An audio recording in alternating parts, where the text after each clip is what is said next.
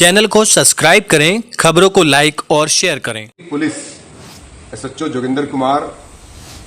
SPRA और अक्षय तथा CO भोपा देवव्रत वाजपेयी के निर्देशन में एक टिप ऑफ के आधार पर काम चल रहा था। इसमें काफी महत्वपूर्ण काम था ये। इसमें एक सूचना मिलती है कि एक विधु नाम का इंस्टीट्यूशन है, एक साइबर कैफे है मेरठ में, जहां पर जो है ANM और ये जो नर्सिंग का कोर्स होता है उसका सर्टिफिकेट बनाया जाता है और इस कोर्स के आधार पर जो सर्टिफिकेट मिलता है वो विभिन्न प्रकार के लोगों को बेच दिया जाता है, बना करके फर्जी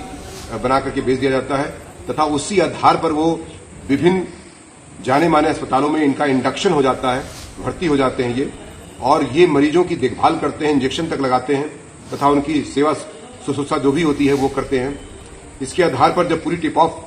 मिलने के बाद जब पूरी टीम इस पर काम करती है तो बहुत ही महत्वपूर्ण और सनसनीखेज तरीके से कुछ सूचनाएं मिलती हैं, जिनमें मैं आपको बता दूं कि शिवानंद, मनीष, कुलदीप, इस्माइल, आदिल, रितेश, जयंत, सचिन, संदीप, नितेश, ये 10 लोग गिरफ्तार किए गए हैं इसमें, जिसमें कुलदीप नाम का व्यक्ति जो है, जो कि साइबर कैफे चलाता है। इससे पहले उसके मालिक जिनकी मृत्यु हो चुकी है, 2020 से यह काम चल रहा था।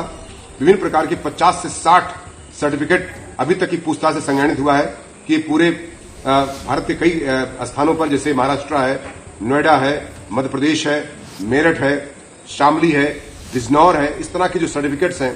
ये सर्कुलेट हुए हैं और उसके आधार पर तमाम महिलाओं को ये सर्टिफिकेट दिए गए हैं। ये जांच अभी भी जारी है। इसमें मेरे द्वारा SIT गठित की गई है SPRA के नेतृत्व में तथा CO भोपा उसमें मेंबर है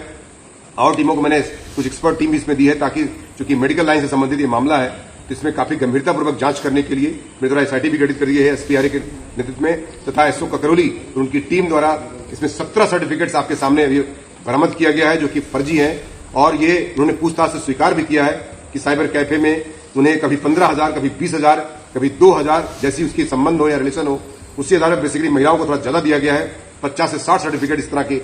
नर्सिंग के कोर्स के इशू किए गए हैं जो विभिन्न स्थानों पर भर्ती होकर के काम कर रहे हैं। निश्चित तौर से मानव जीवन को और मानव हेल्थ को इससे काफी खतरा है और ऐसे गैंग को पकड़ना पुलिस की टीम के द्वारा, जो ककरौली पुलिस द्वारा की गई है, SPRA और CO भोपा के निर्देशन में, मेरे द्वारा 25,000 रुपए का इनाम पूरी पुलिस की टीम को दिया जा रहा है तथा इनके खिलाफ फ्रॉड का अभियोग दर्ज करके जो 318 BNS तथा इसमें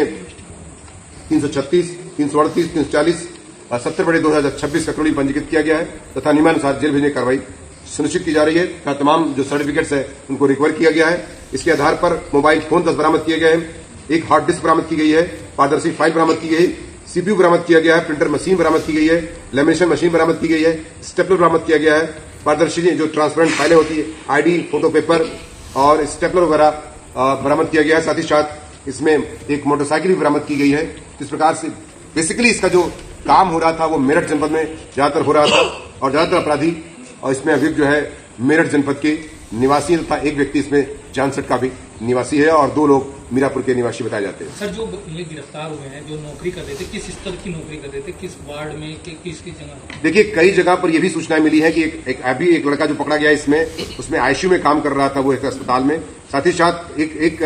लड़का जो है इंजेक्शन देने का काम कर रहा था। विभिन्न प्रकार के जो अस्पताल के नाम इसमें आए हुए हैं, मैं अस्पताल का नाम लेना उचित नहीं समझ रहा हूं और ये उसमें 3-4 जो सबसे रिप्यूटेड अस्पताल है वहां के मेरठ के, इनका नाम आया है जिनमें ये काम कर रहे थे। बाकी नोएडा में भी काम कर रहे हैं,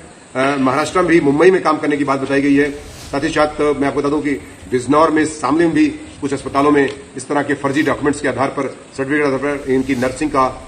काम करते हुए ये लड़के या लड़कियां बताए गए हैं।